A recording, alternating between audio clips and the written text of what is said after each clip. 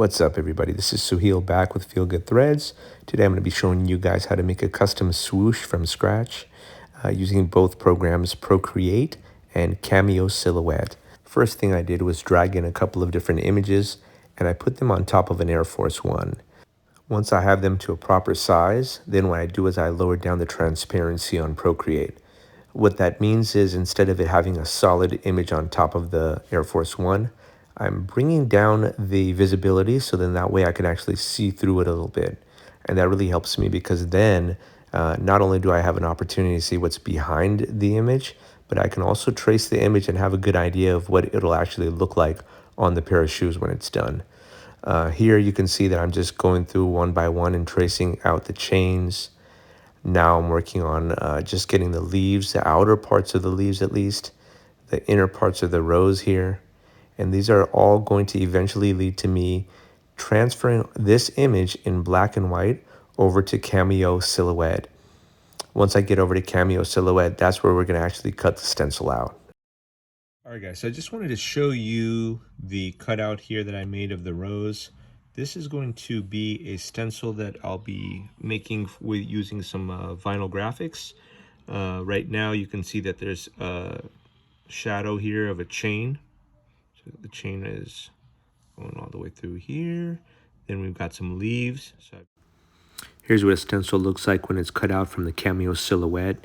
You can see I'm using a little X-Acto knife there and weeding out little pieces from the actual stencil. I'm laying it on a piece of leather here, and I'm starting to airbrush just like a base layer of brown because I felt like if you look at the actual picture above, the majority of it is brown, and I just want to get somewhere close to that section.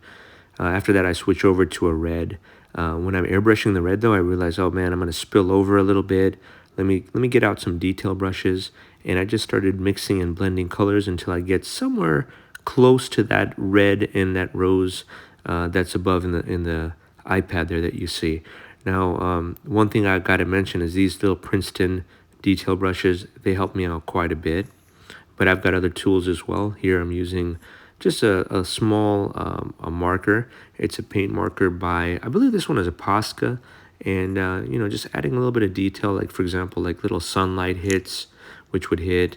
You could see I dab a little bit out if I feel like it looks a little too strong or unnatural. And I'm just trying to get somewhere close to what that rose looks like. After I'm comfortable with, like, okay, this definitely looks like a rose, then I make the rose mine. I make it where I like the way it looks in general overall. This could take me like hours to do, you know, or if you're in a rush, you know, you can dial down on the detail.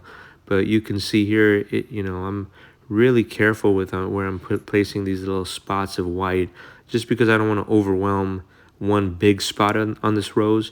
I want to make sure the rose is majority red, and it's just getting these small detailed hits with the white brush. I'm not gonna lie, something about painting these small details like this brings me serenity. I feel like at peace.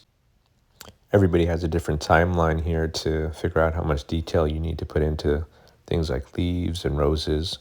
For me, I think that the faster I can complete this, the more time I'll have to make it more detailed. So, you know, you'll see me here use all kinds of different colors and markers and tools. But I mean, like, look at this chain, guys. This chain looks terrible. So, like, I know there's going to be some kind of time that needs to be put in to make this look clean, you know? So I'm sure you guys are the same way. Like, you're giving your all to a project. You don't want to put it in and then, you know, have a disappointment when it's all done, right? So you get better as you keep going. You'll get the knack of how quickly the ink flows out of this marker, for example. How you'll have better precision. Look at, here's an example for precision right now, actually. This is pretty much the last step, and you can see I'm using these are leather shears, actually, and it's important you guys use the right tools. It's a pretty thick, it's probably a 3 or 4 ounce piece of leather here, and you can see in real time, I'm actually talking over this because I want you guys to see how long it takes me to just get through this one little leaf, and then after this I'll speed it up a little bit. But yeah, I mean, this is like, look at how many nooks and crannies that I have to go through just to get this thing cut correctly. from here, I'm going to just speed up the process so you guys can still take a look at exactly what I do to get this guy cut. Now, there's other ways to cut it. I mean, you guys can use an X-Acto knife with a nice sharp blade, and you guys can go through and it's almost tracing the outer borders. That's another way to do it. But for me, I've gotten pretty good with these leather shears. So you could see that I'll take my time because, you only have one chance to cut all this out. And so once I have this all cut, the next step for me will be to actually place it down. I'll use either a double-sided tape or I'll use some kind of glue. So that way we'll have it, pinned down to the actual Air Force One. And I'll use a patching machine, which I've shown you guys how to use a patcher in previous videos. The Singer 29 K58, I believe. We'll use that Singer and we'll patch that bad boy up, and you can see the final results here. So I hope you guys like this tutorial. This rose took me a good 2-3 hours to do, just to show that detail. So I'm glad that I had the opportunity to record it for you guys. Please do me a favor, as always, man. I'd love to hear you guys' feedback on it. With that said, I'll see you guys real soon. Peace.